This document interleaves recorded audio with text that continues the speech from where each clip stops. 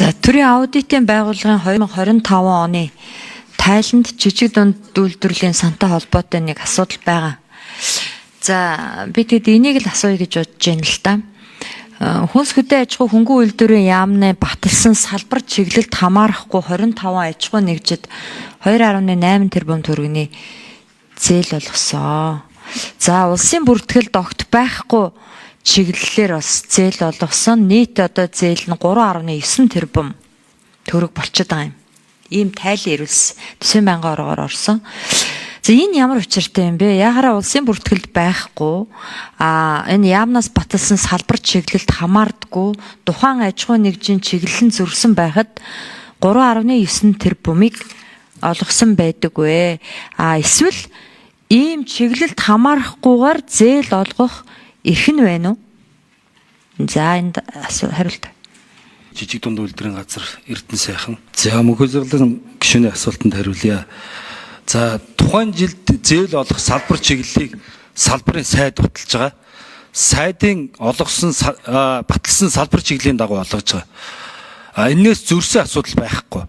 Өмнөгов аймаг дээр салбар чиглэл харгалзахгүйгээр олгож байгаа. Тэгэхээр энийг бол одоо аудитын байгууллага хараагүй болов уу гэж бодож байна. Өмнөгов аймаг орон нутгийн төсвөөсөө 5 тэрбум төгрөг хуваарьсан. Ингээд аймгийн хэмжээнд бол хангалттай потенциал нь байгаа буюу жижиг дунд үйлдвэрийн салбарт хамаарч байгаа бүхий л хүмүүл хүсэлтээ өгөөд сонгон шалгаруулалт ороод авч болно. Бусад аймагуудын Улаанбаатар хотын хувьд ихэд бол нөгөө бага мөнгийг олон зээлдэгчд өгч байгаа учраас жишээлбэл энэ жил одоо ноосонд өгөн ноолууранд өгөхгүй ч гэдэг юм уу. Ингээд салбар чиглэлээ тогтоож өгдөг. Энэний дагуу олгогдож байгаа. За улсын бүртгэлд заагаагүй салбар чиглэлд олгоно гэж байхгүй. Бид нар жижиг дунд үйлдвэр эрхлэгч мөн байна уу? Дээрээс нь тухайн салбар чиглэлтэй ямар үйл ажиллагаа явуулж гинүү гэд сонгон шалгаруулалтыг түрүү би хэлсэн маш нягт одоо нэлээд олон шат амжилттайгаар яг үнэндээ хэлэхэд бол бага мөнгийг их олон зээлдэгчд өгдөг. Араас нь маш их одоо гомдол гардаг. Учираас ямар ч алдаа мадаггүй сонгон шалгаруулахын тулд бол энэ аргачлалыг маш нарийн хийж гисэн. Өөрөөр хэлбэл нэг талдаа хүнээ хамгаалж байгаа, нөгөө талдаа бол яг одоо асуудалгүйгээр энэ сонгон шалгаруулалт эзэндээ очиж байгаа.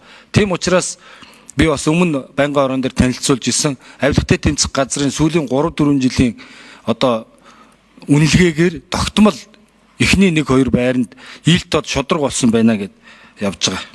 За тэгэд тодруулсандаа баримтыг шалгасан. Төрийн аудитын газраас надад 25 аж ахуй нэгжийг хэдэн төгрөг авсан, ямар үйл ажиллагаатай газар, ямар одоо хүнс хөдөө аж ахуйн сайдын баталсан салбарын нэрнээс зөрүүлж өгсөн яг энд 25-лаа байна. Би зүгээр аж ахуй нэгжүүдийг одоо юун төрөнд нэг дуртахгүйгээр хэлж бас болж энэ зээл нь.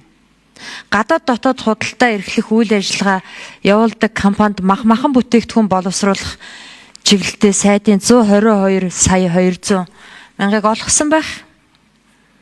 Гэх мэтчлэнгээр хуурай замаар ачаа тээвэрлэдэг компани сүү бүтээгдэхүүн боловсруулах 91 сая төгрөгийг олгосон байх. Судалгаатай л яриад байна л да. Энэ бүгд өмнө гових гэж үгүй баха. Автомашины засвар үйлчилгээ эрхлэх компанид 293 сая төгрөгийн зээлийг хүнсний зөөр. За бүх одоо 25 компанийн нэрээр нь аваад танд би танилцуулъя. Ер нь бол улсын бүртгэл дээр улсын бүртгэлийн гэрчилгээн дээр салбар чиглэлийнхаа бичүүлээгүй мөртлөө тэг чиглэлээр үйл ажиллагаа явуулдаг маш олон компаниуд байдаг. Өөрөөр хэлбэл таны хэлээд байгаа одоо юу гэдгийг логистикийн үйл ажиллагаа явуулдаг мөртлөө махны үйлдвэр байгуулсан тэрийг үйл ажиллагаа явуулж байгаа. Зөвхөн улсын бүртгэлийн гэрчилгээн дээр бичээгүйгээс нь болоод ингэж хязгаарлах зохицуулт байхгүй л дээ.